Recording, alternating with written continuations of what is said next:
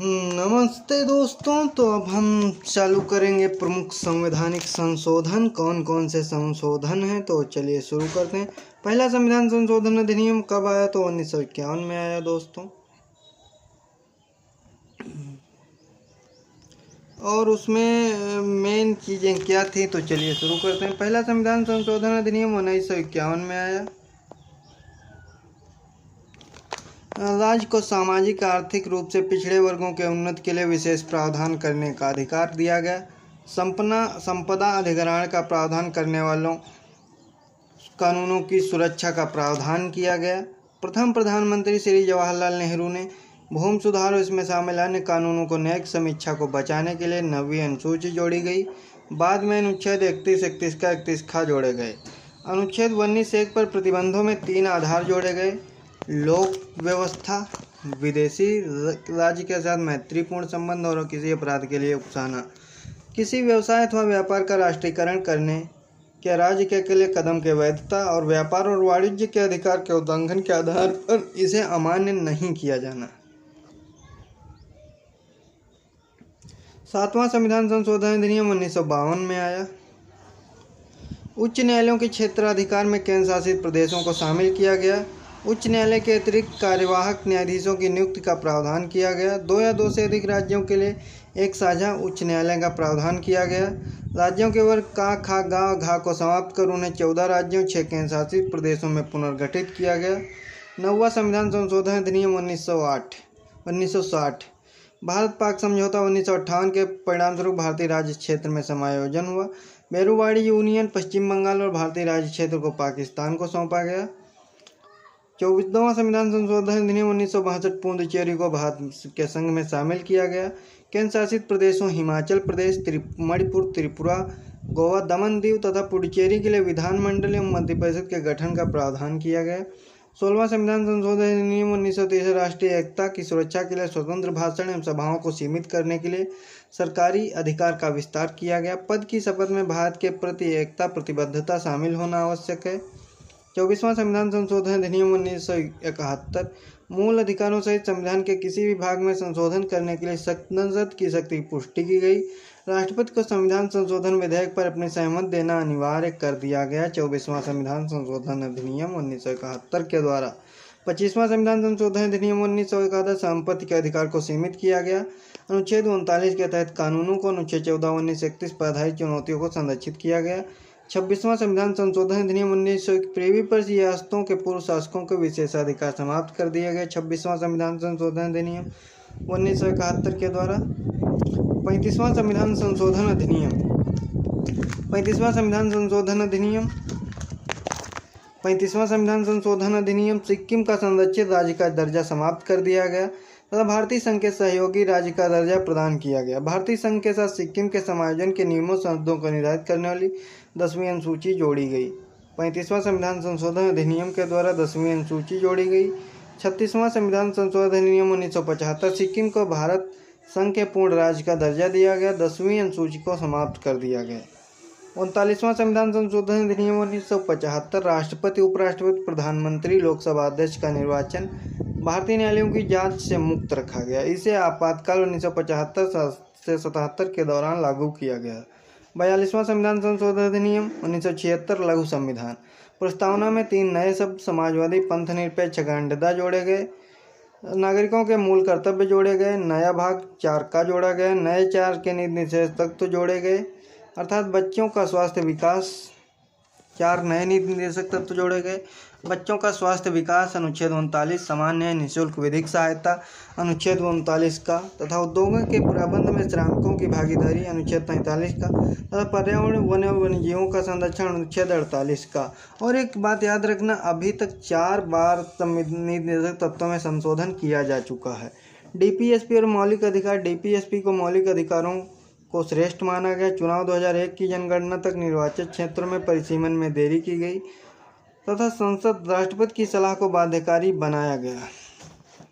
संशोधन शक्तियों को प्रतिबंधित किया गया। न्यायपालिका, उच्चतम न्यायालय की समीक्षा शक्तियों को सीमित किया गया। नए चुनौतियों से मुक्त किया गया।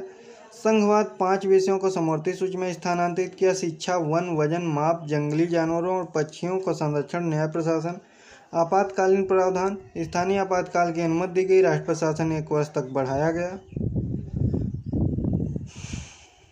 45वां संविधान संशोधन, उच्च न्यायालय की मूल स्थिति को बहाल किया गया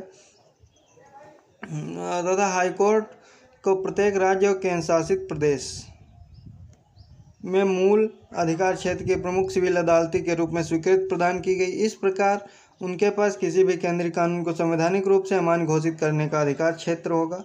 44वां संविधान संशोधन अधिनियम 1961, राष्ट्रीय आपातकाल के संबंध में आंतरिक अशांति शब्द के स्थान पर सशस्त्र विद्रोह शब्द का शामिल किया गया। कैबिनेट की लिखित सिफारिश पर ही राष्ट्रपति राष्ट्रीय आपातकाल की घोषणा कर सकते हैं। संपत्ति के अधिकार को मूल अधिकार की सूची से हटाकर इसे केवल कानूनी अधिकार बना दिया गया।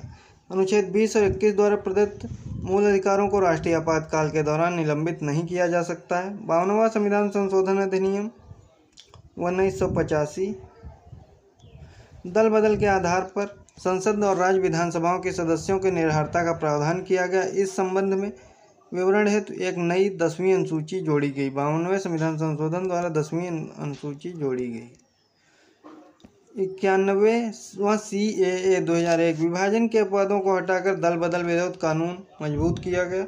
61वां संविधान संशोधन अधिनियम 1989, लोकसभा और राज्य विधानसभाओं के निर्वाचन के लिए मतदान की आयु 21 वर्ष से घटाकर 18 वर्ष कर दी गई। 69वां संविधान संशोधन अधिनियम 1991, केंद्र शासित प्रदेशों को दिल्ली को राष्ट्रीय राजधानी क्षेत्र विशेष दर्जा प्रदान किया गया। इस संशोधन द्वारा दिल्ली के लिए 70 सदस्यीय विधानसभा, 7 सदस्यीय मंत्रिपरिषद के गठन का प्रावधान किया गया। 73वां संविधान संशोधन अधिनियम 1992, पंचायती राज संस्थाओं को संवैधानिक दर्जा सुरक्षा प्रदान करते हुए नया भाग 9 का, जिसका शीर्षक है पंचायत, और एक नई 11वीं अनुसूची जिसे पंचायतों की 29 कार्यात्मक मदें शामिल हैं, जोड़ा गया। 74वां संविधान संशोधन अधिनियम 1992, शहरी स्थानीय निकायों को संवैधानिक दर्जा सुरक्षा प्रदान की गई, नया भाग 9 का जोड़ा गया। नगर पालिकाएँ नाम दिया गया। नई 12वीं अनुसूची में नगर पालिकाओं में 18 कार्यात्मक मदें जोड़ी गईं। 84वां संविधान संशोधन अधिनियम 2001, जनसंख्या सीमित करने के उपायों को प्रोत्साहित करने के समान उद्देश्यों के साथ लोकसभा और राज्य विधानसभाओं के सीटों के पुनर्संयोजन पर प्रतिबंध 25 वर्ष 2026 तक के लिए बढ़ा दिया गया। 86वां संविधान संशोधन अधिनियम 2002, अनुच्छेद 21 का के तहत प्रारंभिक शिक्षा को मूल अधिकार बनाया गया। नीति तत्वों अनुच्छेद 45 की विषय वस्तु को बदल दिया गया। अनुच्छेद 51 के तहत एक मूल कर्तव्य जोड़ा गया। 89वां संविधान संशोधन अधिनियम 2003, पूर्ववर्ती संयुक्त राष्ट्रीय अनुसूचित जाति अनुसूचित जनजाति आयोग के 2 अलग अलग निकायों में विभाजित किया गया, अर्थात राष्ट्रीय अनुसूचित जाति आयोग अनुच्छेद 338 तथा राष्ट्रीय अनुसूचित जनजाति आयोग 338 का 89वां संविधान संशोधन अधिनियम द्वारा। 97वां संविधान संशोधन अधिनियम 2011, सहकारी समितियों को संवैधानिक दर्जा एवं संरक्षण प्रदान किया गया। इसने संविधान में निम्नलिखित 3 परिवर्तन किए। इसने सहकारी समितियों के गठन के अधिकार को मूल अधिकार बना दिया, अनुच्छेद 19। इसने राज्य के नीति निर्देशक तत्वों में एक नया तत्व जोड़ा गया, सहकारी समितियों को बढ़ावा देना। इसने संविधान में नया भाग 9 खा जोड़ा गया, जिसका शीर्षक सहकारी समितियां। वर्ष 2021 में सर्वोच्च न्यायालय ने राज्य सहकारी समितियों के लिए भाग 9 खा को राज्य स्तरीय अनुमोदन के कमी के कारण रद्द कर दिया गया, लेकिन बहुराज्यीय सहकारी समितियों पर इसे लागू करना कायम रखा गया। न्यायालय ने अनुच्छेद 19(1)(c) में किए गए 97वें संवैधानिक संशोधन और अनुच्छेद 43(b) के समावेशन को भी मान्यता दी गई, क्योंकि इन प्रावधानों ने संघीय संतुलन को प्रभावित नहीं किया, इसलिए इसके लिए अनुमोदन की आवश्यकता नहीं है। 99वां संविधान संशोधन अधिनियम 2014, राष्ट्रीय न्यायिक नियुक्ति आयोग का गठन किया गया। 2015 में उच्चतम न्यायालय 5 जजों की संविधान पीठ के बहुमत कॉलेजियम प्रणाली को बरकरार रखा गया। राष्ट्रीय न्यायिक नियुक्ति आयोग NJSC को संवैधानिक करार देते हुए रद्द कर दिया गया। न्यायमूर्ति मेहर की राय, न्यायपालिका से देश के नागरिकों के अधिकारों की रक्षा करने की अपेक्षा की जाती है। इसे केवल सरकार के अन्य अंगों से पूरी तरह से पृथक और स्वतंत्र रखकर ही सुनिश्चित किया जा सकता है, और प्रस्तावित NJSC न्यायपालिका की स्वतंत्रता का उल्लंघन करता है। 100वां संविधान संशोधन अधिनियम 2015, भारत और बांग्लादेश के बीच भूमि समझौता। 101वां संविधान संशोधन अधिनियम 2017, 1 जुलाई 2017 से देश में वस्तु एवं सेवा का GST लागू किया गया। 102वां संविधान संशोधन, राष्ट्रीय पिछड़ा वर्ग आयोग को संवैधानिक दर्जा दिया गया। 338B 103वां संविधान संशोधन अधिनियम, आर्थिक रूप से कमजोर वर्गों AWS के लिए 10% आरक्षण का प्रावधान किया गया। 104वां संविधान संशोधन 2020, लोकसभा और राज्य विधानसभा में अनुसूचित जाति अनुसूचित जनजाति के लिए सीटों के आरक्षण को आगे बढ़ाया गया। 105वां संविधान संशोधन अधिनियम 2021, राज्य सरकारों को अपने स्वयं के उद्देश्यों के लिए सामाजिक और शैक्षिक रूप से पिछड़े SEBC की सूची तैयार करने तथा उसके रखरखाव के संबंध में राष्ट्रीय पिछड़ा वर्ग आयोग से परामर्श करने की छूट दी गई। 106वां संविधान संशोधन अधिनियम 2023, या लोकसभा, राज्य विधानसभाओं, राष्ट्रीय राजधानी क्षेत्र दिल्ली की विधानसभा में महिलाओं के लिए कुल सीटों की 1/3 आरक्षित की गई, जिसमें अनुसूचित जाति अनुसूचित जनजाति के लिए आरक्षित सीटें भी शामिल हैं। मूल संरचना सिद्धांत, मूल संरचना में आधारभूत और बुनियादी मूल्य शामिल जो भारतीय संविधान का आधार है।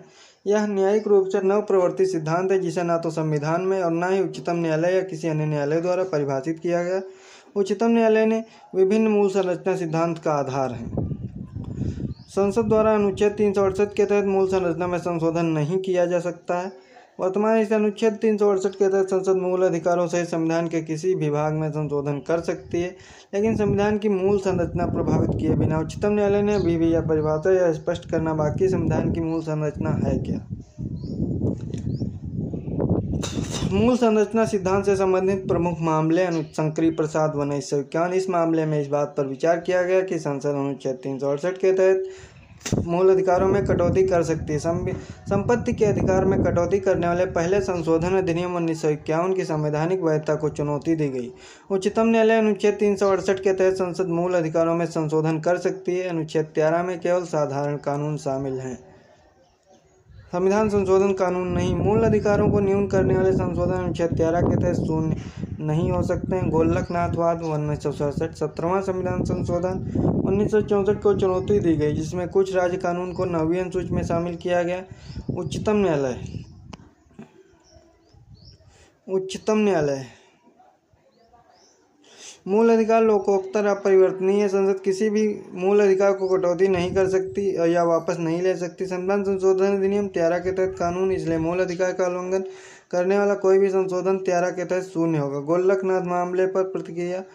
24वां संविधान संशोधन अधिनियम 1971, इस अधिनियम में अनुच्छेद 13 अनुच्छेद 368 में संशोधन किया गया। संसद अनुच्छेद 368 के तहत किसी भी मूल अधिकार में कटौती कर सकती है। ऐसे कृत्य अनुच्छेद 13 के तहत कानून नहीं है। केशवानंद भारती केस 1973। उच्चतम न्यायालय ने गोलकनाथ 1967 में मामले में दिए गए अपने निर्णय को पलट दिया। 24वें संशोधन की वैधता को बरकरार रखा। मूल संरचना सिद्धांत उच्चतम न्यायालय ने निर्धारित किया गया। संसद संविधान की मूल संरचना को नहीं बदल सकती। संसद मूल संरचना सिद्धांत बनाने वाले मूल अधिकार को नहीं छीन सकती। 39वां संशोधन 1975।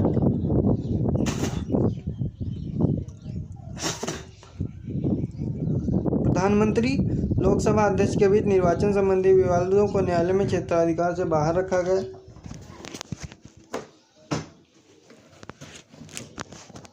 Indira Nehru Gandhi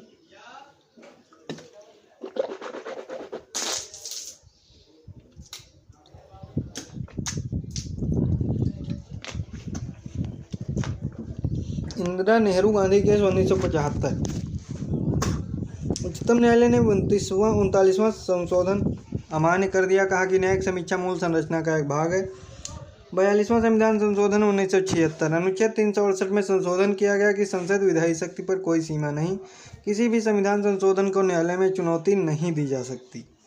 Minerva mills case 1980। 42वें संविधान संशोधन के तहत उपरोक्त परिवर्तन न्यायिक समीक्षा मूल संरचना का एक भाग है। वामन राव केस 1981। पुनः उच्चतम न्यायालय ने मूल संरचना के सिद्धांत का पालन किया और स्पष्ट किया कि यह 24 अप्रैल 1973 के बाद अधिनियमित संविधान संशोधन पर लागू होगा। केशवानंद भारती केस। IR कोल्यो बनाम तमिलनाडु राज्य 2007।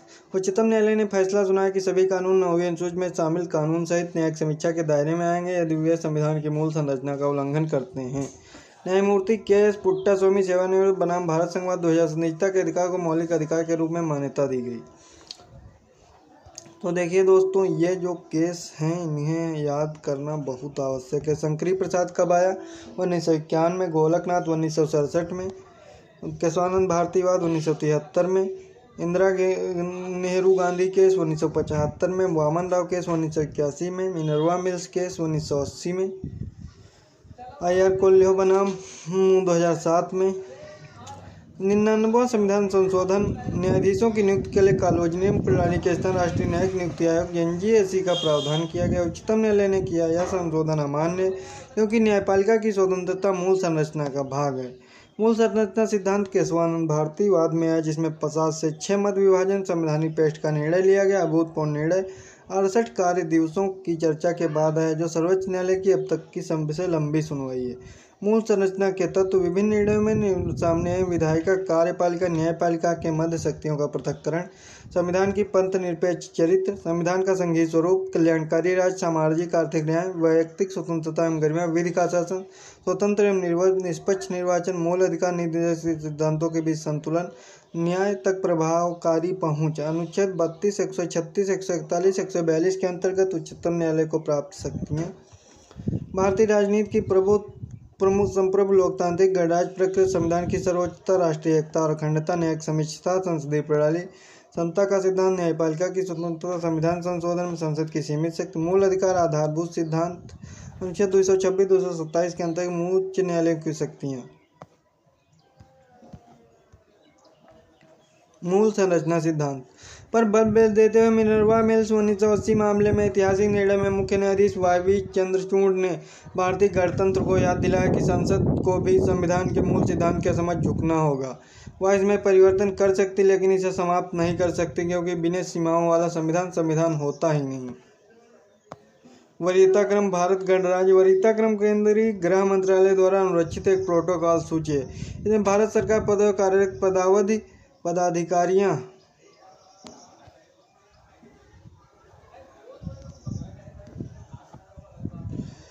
इसमें भारत सरकार के पद और कार्यालय के अनुसार पदाधिकारियों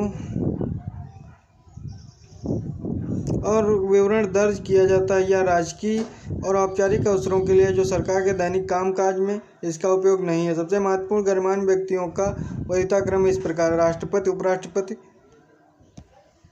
प्रधानमंत्री, अपने अपने राज्यों के भीतर राज्यों के राज्यपाल, पूर्व राष्ट्रपति, उप प्रधानमंत्री, भारत के मुख्य न्यायाधीश, लोकसभा के अध्यक्ष, संघ के कैबिनेट मंत्री, अपने अपने राज्यों के मुख्यमंत्री, नीति आयोग के उपाध्यक्ष, पूर्व प्रधानमंत्री, राज्यसभा की लोकसभा के विपक्ष के नेता, भारत रत्न धारक।